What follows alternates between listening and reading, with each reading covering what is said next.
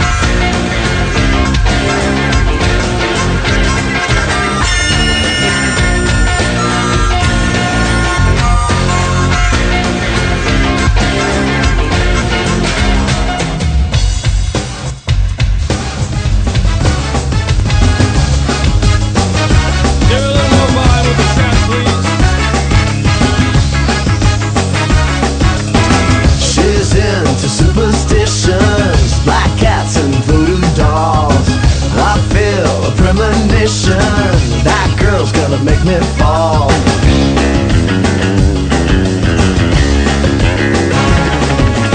She's into new sensations, new kicks in the candlelight. She's got new addictions for every day and night. She'll make you take your clothes off and go dancing in the rain. She'll make you live her crazy life, or she'll take away your pain like a bullet to your brain. Upside, inside out, she's living la vida loca. She'll push and pull you down, living la vida loca.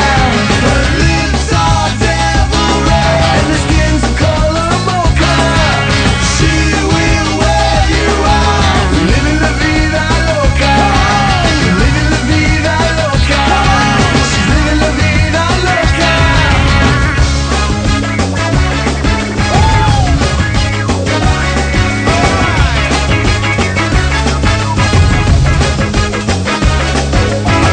Woke up in New York City in a funky cheap hotel. She took my heart and she took my money. She must have slipped me a sleeping pill. She never drinks the water, makes you order French champagne.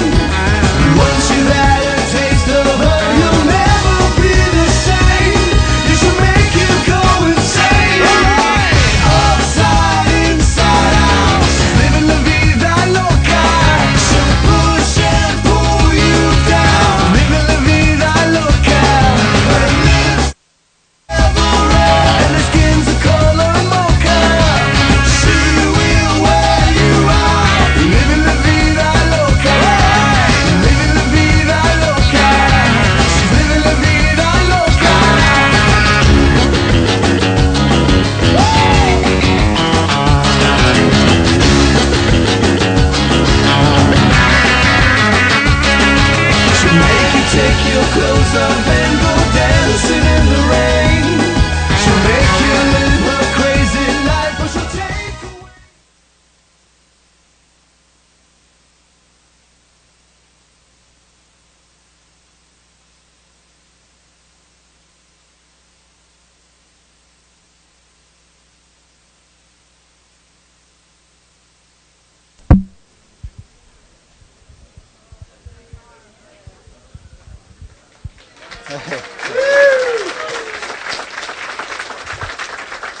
Good morning, everyone. It is an honor and a privilege to be here to host this tax forum today.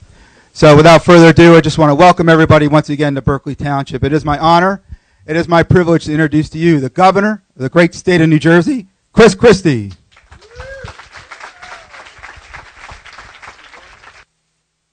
Morning, everybody. Welcome. This is a really great day in Ocean County because this is a great place for us to have really important conversations about the future of our country.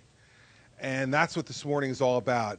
Our congressman here, Tom MacArthur, has made it possible for this conversation this morning to happen. And it's important because the future of our economy is the most important thing for our nation's future. And we all know the reason for that. America can't be a strong leader around the world unless we have a strong economy at home. America can't fight for its interests around the world unless we have an economy here at home that is a model for the rest of the world and provides the type of opportunity for our citizens that gives everybody hope that tomorrow can be better than yesterday. And so that's what this conversation today is really all about. This conversation is about making sure that when we talk about tax reform for the first time since 1986, 31 years ago, that we get the kind of tax reform package that helps to grow our economy, grow jobs, grow incomes in this country so that everybody has an opportunity at a greater life. And I know that that's what Congressman MacArthur cares about the most. And as I can tell you, as the conversations about tax reform have begun to happen already, and this will be no shock to the people in this room, Tom MacArthur has been a leader to stand up for things that really matter to New Jerseyans and matter to his constituents. He's the guy who's worked real hard on the House side to make sure that the property tax deduction is still there. And for people in New Jersey, that's a really important element to this. And Tom has been the single loudest voice in the House of Representatives to make sure that that's a part of any package that moves forward to the president's desk. He deserves great credit for that. Because without his voice, without his hard work, I don't know whether it would be there or not, but it's there because of Tom and because of his hard work. We're also really lucky this morning to have the Secretary of Treasury here with us as well. Secretary Mnuchin is someone that I got to know during the Trump campaign very well, and I can tell you that the Trump campaign changed significantly the day that Stephen Mnuchin joined as the National Finance Chairman and began to raise money for the campaign to make it competitive with the Clinton campaign.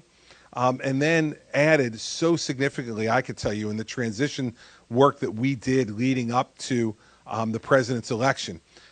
Stephen was one of those sober, smart, reasonable voices about trying to bring the very best people into government that we could attract to make sure they were there to support the president.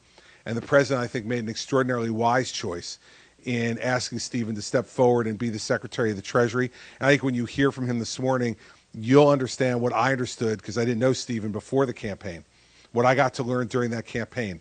This is an incredibly bright person who really understands how our economy works and wants to make sure that there are practical solutions that were put before the president so that the president can use his judgment to help grow our economy and grow jobs. And we're also very lucky to have a member of the president's family here this morning as well. Ivanka Trump is here as well with the Secretary of the Treasury and the congressman. Ivanka, there was probably no one, I think, who the president relied upon more during the campaign than his daughter. Ivanka was involved in all of the major decisions that the president had to make as he was pursuing the presidency, but more than anything else, was there as a supportive daughter as well. On this tax reform issue, though, she has very, very personal feelings that should be policy in this country about how we honor families and how we make sure that we support working mothers and fathers so that they can have the right type of atmosphere in their home, but also make sure that they don't have to sacrifice economically too much to do that. And Ivanka has been an extraordinarily strong voice in standing up for working women around this country and making sure that husbands and wives who are also mothers and fathers don't have to make the decision between having a good home life and having a good paying job for both the mother and father in a family. And so she'll talk about those issues and others as well, I'm sure. And so As the governor of New Jersey, it is always an honor to welcome people from Washington, D.C. to come here and, as I said at the top, engage in really substantive conversations on the issues that are going to really matter to the future of our country going forward. And for the mayor, there's no place better to come to have these conversations than right here. This is the heart of New Jersey. This is where folks not only come to work and raise their families, but also understand how important business is to the future of our state and our ability to be able to continue to grow as a people. So I thank the mayor for his introduction.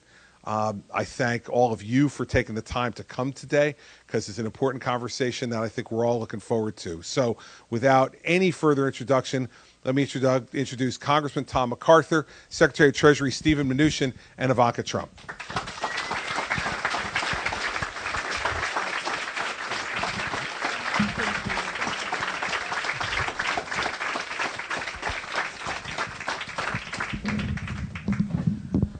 Well, good morning. Thank you all so much for being here this morning. I want to thank Bayville Fire Department for opening up the hall for us this morning, and Mayor Amato. And Governor Christie, thank you for being here with us, because you're right, this is the heart of New Jersey, right here, the heart and soul of our great state. I want to thank Secretary Mnuchin and Ivanka Trump for being here, because every one of us is thinking about tax reform. We're seeing it on the news every day, and this is an important opportunity to speak directly to you about what we're doing, what we're trying to do here. We need tax reform. We need a simpler, fairer, and more effective system for our country. We have to have that. And that's what we're working on, both in the House and in the Senate. Well, like with anything, the devil is in the details, and I have worked on the details of this bill. I've looked at both the House version mostly, and also now the Senate version. 31 years since we've had significant tax reform. That's my whole business career. I started out as a $13,000 a year insurance adjuster. I went on to lead an insurance company. And I saw through all the phases of my career how the tax system works.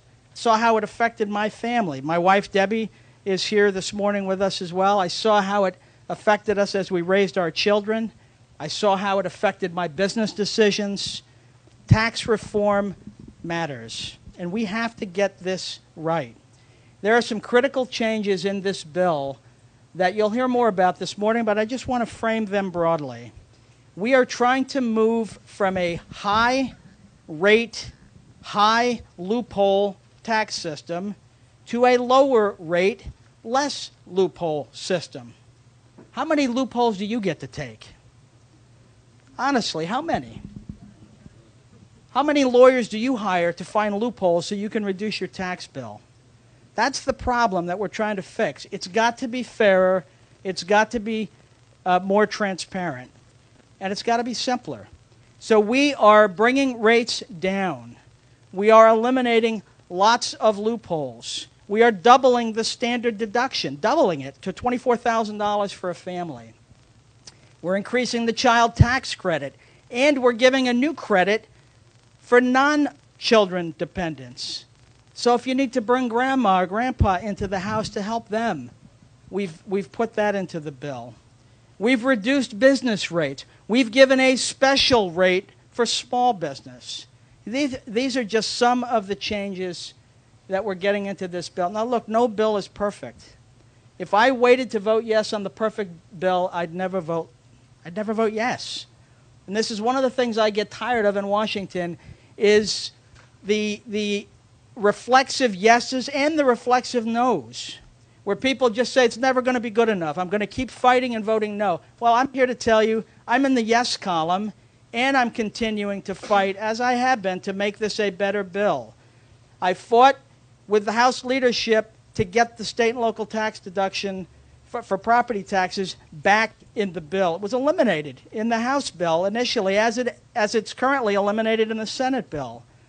And I fought to get it back to $10,000 because that covers the vast majority of the people in this state and in this part of South Jersey. And I'm going to continue to work on the medical deduction and the mortgage interest deduction. They're better in the Senate bill than the House bill. But together, the House and the Senate and the administration is going to come together and give the American people tax reform that is going to reduce our taxes across the board. That's what this president promised, and that's what Congress is committed to supporting. So we're going to talk now about that. We're going to have some conversation and some questions that I'll lead that part of it. First, I'd like to introduce Ivanka Trump, as if she needs an introduction. But Ivanka Trump is not only a dedicated mother, as you know, not only a very successful businesswoman, and trusted advisor of the president. But I don't think anyone has done more to increase the child tax credit in this bill than Ivanka Trump, who's worked to make this bill more family-friendly. So with that, I'd like to introduce Ivanka Trump for opening remarks. Thank you, Congressman. Thank you. Thank you for that very gracious welcome, and thank you for all that you're doing for the people of this district and the people of New Jersey. You are a true champion for them, so we appreciate that. And thank you to everyone who came out today to talk about tax reform. I don't think anyone would argue that the code has become so complex, and simplification will benefit all Americans, particularly ordinary Americans, middle-income Americans. Speak up. Stand up. I'll stand up. I think that knowing that we want a simpler, more fairer tax code, I think simplification ultimately democratizes the tax code. The congressman had mentioned the armies of lawyers that are needed to contend with the special interests, the loopholes, and really when you simplify it down, that no longer is a necessity, and it should be simple. And if you think about the credits that have been maintained, they're not for the interest of business and corporations. They're in the interest of the working families. So you think about the expansion of the child tax credit, you think about the child independent care tax credit, you think about the new credit that was added in both the House and the Senate bill that helps families who have non-child dependents. So this whole bill, both versions of it, which we are both very excited about and we think will only be improved as they're reconciled and as we move forward, really accomplish the president's stated goal of A, reducing taxes and offering tax relief to middle-income American families, and B, cutting corporate rates and small business rates so that businesses can thrive and businesses can be competitive in a global marketplace, and in so doing create jobs and affect wage growth. That is something that we have not seen in this country in far, far too long. We believe tax reform will accomplish these goals. This is what we're committed to doing, and we have passionate advocates in the congressman and, of course, our great Secretary of the Treasury, Steven Mnuchin, who joined us today, who has been a champion of our overarching plans to revitalize the economy for the administration, but also of tax reform from its earliest days. So it's an honor to have Steven Mnuchin with us here today as well. Thank you for your time discussing this critical issue. Tax reform was last overhauled in a comprehensive way more than 3 decades ago, when our workforce looked very different and our families looked very different. 3 decades ago, the majority of families were not dual income. The majority of families were not dual income when they had young children at home. So the world looks very different today, and we need a tax code that reflects the modern reality, and we believe this accomplishes that. So with that, and prior to our discussion, let me quickly introduce the great Steven Mnuchin, who has been a terrific champion, and I'm proud to be with him here today. Thank you, Steven. Thank you, Ivanka. First of all, I want to thank the governor. Great to be here with you. The governor was a terrific partner and champion with the president during the campaign, and it's always great to see you again. And I also want to thank the mayor and the congressman for inviting us here. This is so important before us because this is so important to everyone in this room. And the president's economic agenda is all about creating growth, bringing jobs back to America, and making America business competitive again. It has been way too long since we've had tax reform. As you've pointed out, Mr. Congressman, we have a tax code that is way, way, way too complicated. We have a tax code that incentivizes our businesses to leave trillions of dollars offshore. Last week, Ivanka and I had the opportunity to go visit the Reagan Library, an iconic place where we had the privilege of talking about tax reform since it has been 31 years since President Reagan passed tax reform. And along that period of time, we've gone from a very competitive system to a very uncompetitive system. We have one of the highest tax rates on business in the world. We tax on worldwide income, as I said, to leave trillions of dollars offshore. So President Trump is determined, and we are working very closely with the House and Senate on getting tax reform passed to make business competitive. We also want to create middle-income tax cuts so that people have more money in their pockets that they can spend on what they want and put back into the economy. And I can tell you, being here in New Jersey, nobody has fought harder than your congressman for the state and local tax deduction. Now, I, having lived in two of the high-taxed places in the world, New York City and California, can understand what it's like to be in New Jersey. And I actually had my first job in a factory in New Jersey, working for my grandfather, manufacturing glass bottles. So this is about bringing business back to New Jersey, about making competitive environment for middle-income tax cuts, and the congressman has done a great job. We in Treasury have run literally hundreds and hundreds of examples to make sure that people get real tax cuts. For the median family of four, it's over $1,000. We've run numbers for people who make $300,000 in New York and New Jersey. There'll be several $1,000s of cuts.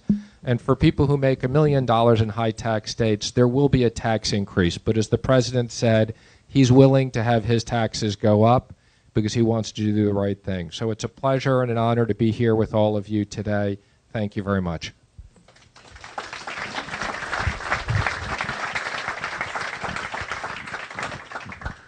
Okay, well, I'm going to ask some questions. Some of them are mine, and some of them are yours, and give our two guests a chance to unpack this a little bit more.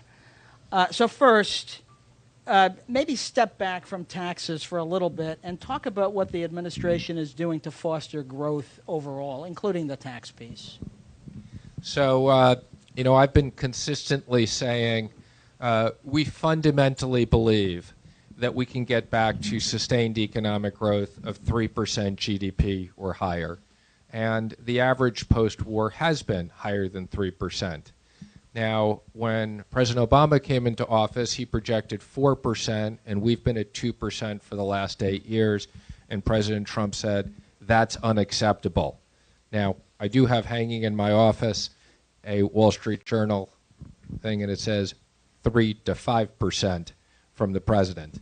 But if we get to 3% GDP, just to put this in perspective, we'll raise an extra $2.5 trillion over the next 10 years and over $10 trillion in the economy. So we will not only pay back the tax cuts, but we'll have $1 trillion left over to pay down the debt. And the president's economic plan is a combination of tax reform, regulatory relief, and trade, and that's what we're focused on.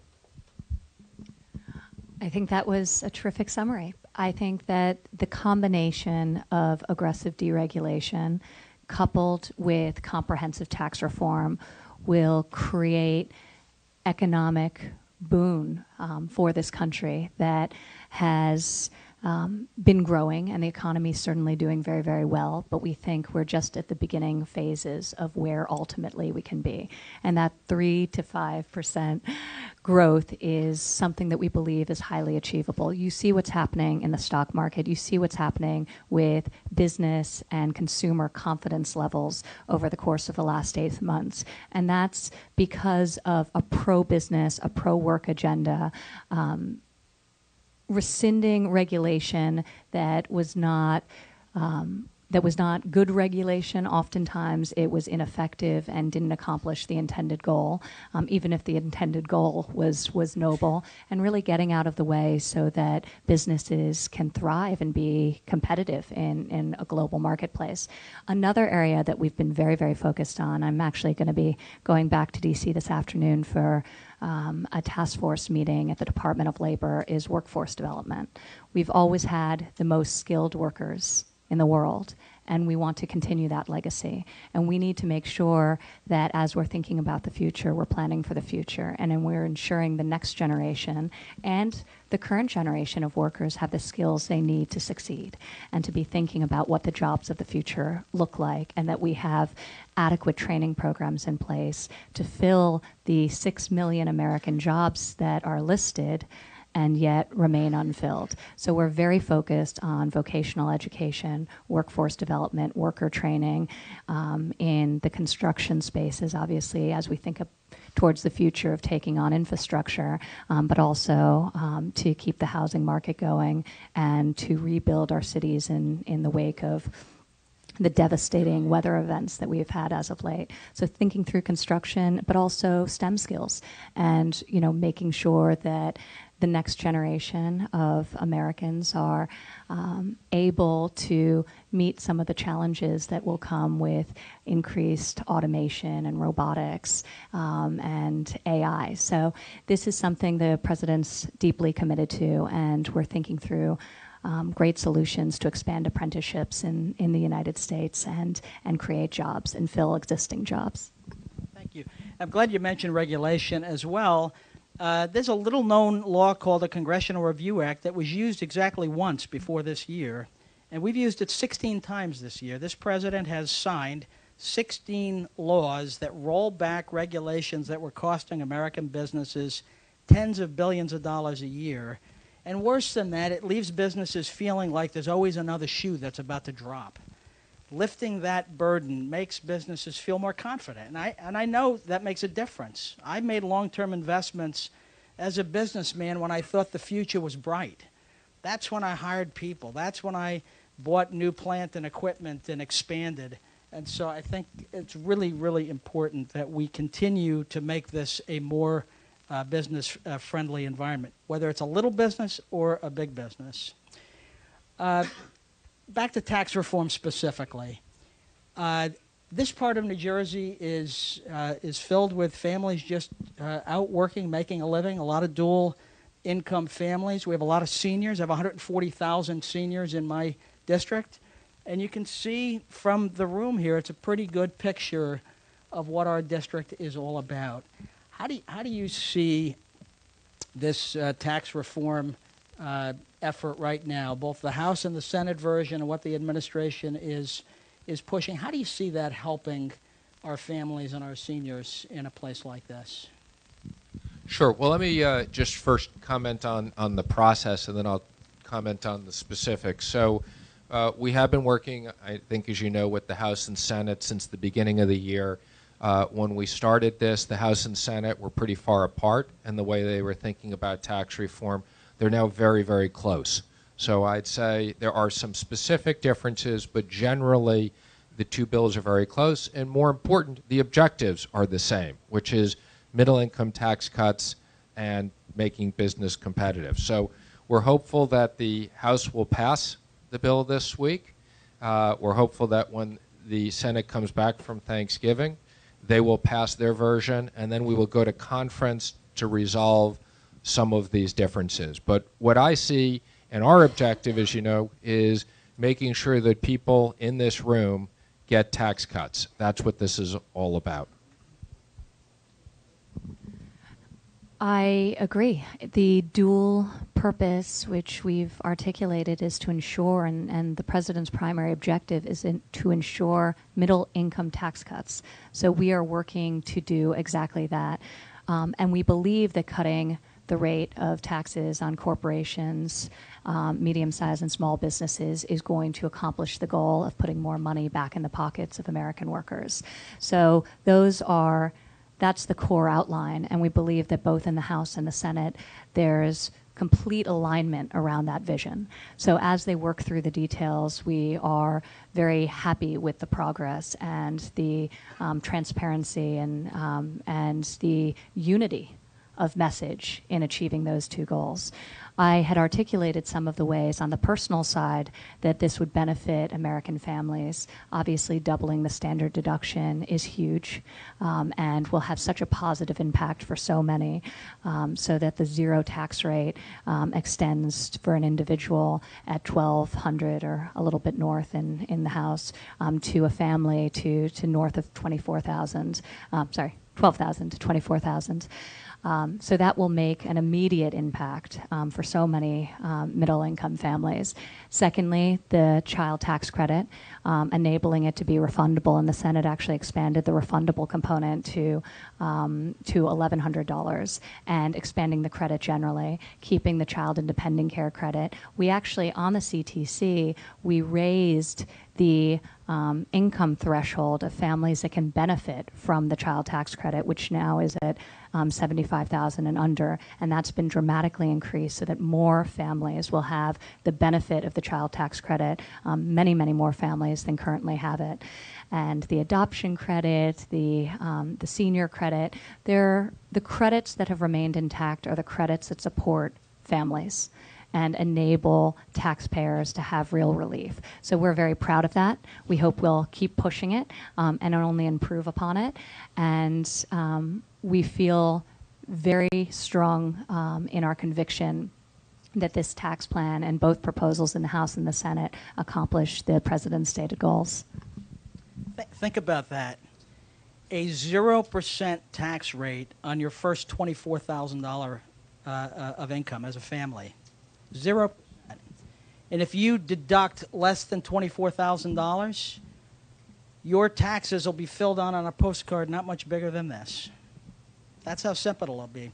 Now, We love that at the IRS, by the way. Yeah. The simplicity is so important when you think about the fact that 94% of Americans require professional assistance to fill out their taxes. That's absurd. That really is absurd. And that doesn't benefit the ordinary American. That benefits the ultra-wealthy who can afford the accountants and the teams of lawyers to find the loopholes. So simplification is critical and will benefit all Americans, but particularly hardworking middle-income Americans. And if you're a tax preparer, see me afterwards. But for the rest of you, I think it will really be welcome news. I have a question from Marianne from North Beach, and she's asking both of you, how will this tax plan benefit small mom-and-pop businesses?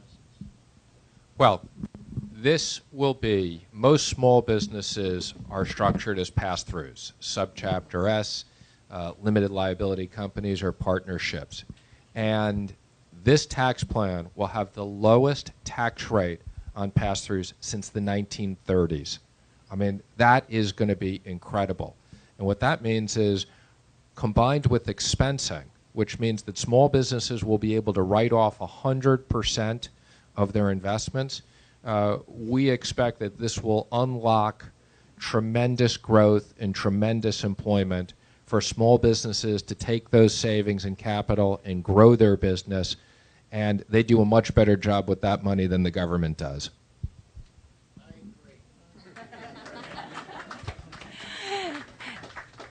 Well, Secretary Mnuchin summarized it perfectly, but this will be the greatest tax cut for small businesses in over 80 years, and we think that is critically important.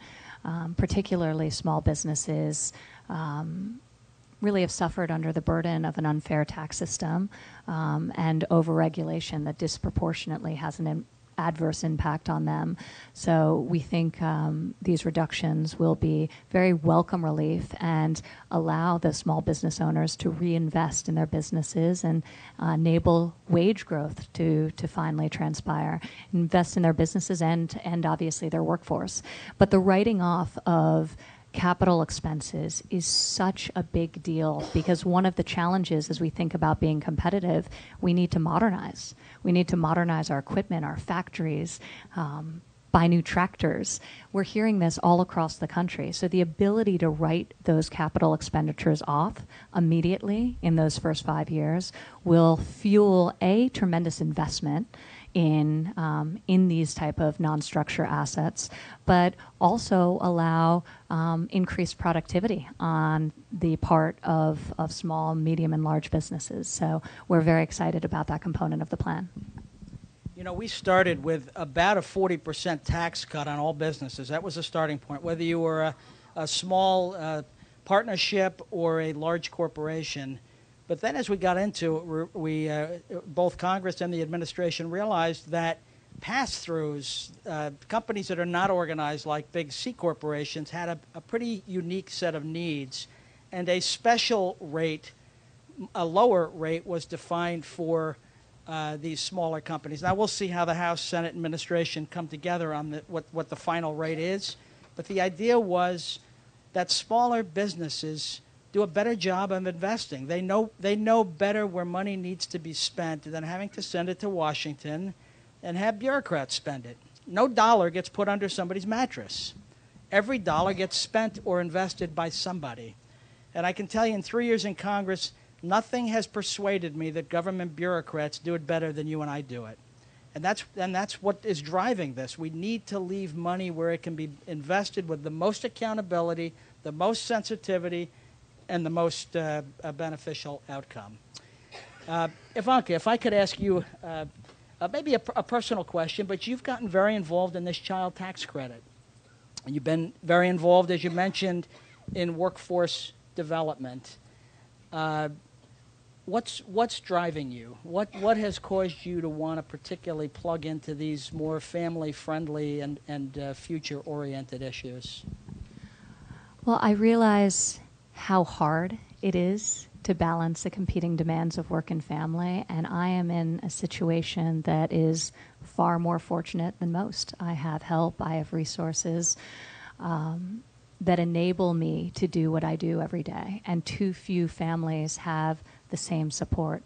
When you think about the fact that childcare is now the single largest household expense in geographically 50% of the country, if not the first, the second largest expense. And when the first exceeding the cost of rent, it's tremendous. Yet the vast majority of homes with young children under the age of 18, north of 70% are dual income. So we need to figure out a solution to this because it's not sustainable. I think when you also think about cutting taxes for the middle class, in addition to the credits that we're talking about, just having more money back in your pocket, more of that tax money that's going to you as opposed to the government. Parents will know how to spend it, and they'll spend it on a variety of things that will enhance their families and make their lives better. But it is, traveling around the country over the course of several years during the campaign really was an eye-opening experience for me, and I saw how few people had adequate savings to deal with the hardballs that inevitably come with life. And the fact that in 47% of this country, people can't come up with $400 in the event of an emergency without borrowing or selling something is scary. There is tremendous financial fragility despite economic growth in the stock market that we're seeing, and we're looking to change that. We're looking to make sure people have more money back in their pockets and can make better decisions, and that's part of that is enhancing their savings as well. Well, I thank you for that work. As a brand new grandfather 3 months ago, I'm really very glad we're focused on the future because we're not going to be here, and that's the world that little Mackenzie is going to grow up in. We can't make it too expensive for American families to have children. Secretary Mnuchin, you mentioned in your opening remarks about the global business environment, about the fact that companies are really incented to leave trillions of dollars overseas. A lot of companies move overseas. Up to now, we've had a 35% tax bracket on business. The average across the industrialized world is 22%. How does, when you look at the global issues, larger companies that are doing business across the world, how does this tax reform benefit this country in that area? And if you can even be specific for the great state of New Jersey, how do you see it helping us here? Well, as I said earlier, we have this crazy worldwide tax system. So we tax at 35%, and we tax on a worldwide basis. So we're one of the few countries that tax companies not only on what they make here, but what they make abroad. But then we have this loophole, which basically says if you're an international company and you don't bring the money back, we don't collect the tax until you bring the money back. Well, what a surprise. What do you think those lawyers and accountants said to CEOs? Don't bring the money back. I mean, Apple is kind of the poster child of this. They have billions and billions and billions of dollars of cash overseas, and they borrow money here. So the CEO of Apple has said to me that when we go to a territorial system, they're going to bring back tens of billions of dollars, and they're committed to invest that money here. And we'll do everything to work with you to help New Jersey. As I said, I have a fondness for New Jersey, having spent a lot of time here.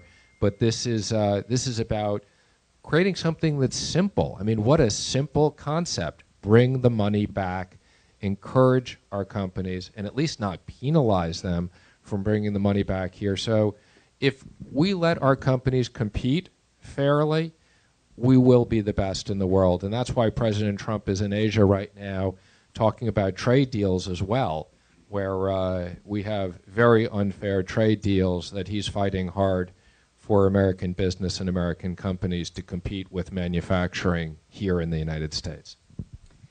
Well, thank you. Thank you both for being here. I'm going to ask if there are any final remarks that you'd like to offer about how this helps us, how it helps American workers, and where you see this going over these next months. Well, some of these questions are from the audience that I've asked here. But I'm going to ask thank if you, Congressman, and thank you for hosting us here. I particularly love New Jersey as well, so it's always a pleasure to be back here. Thank you to the governor and to the mayor and to Secretary Mnuchin. This is something clearly we're deeply passionate about, and for everyone in this room who took the time out of their day.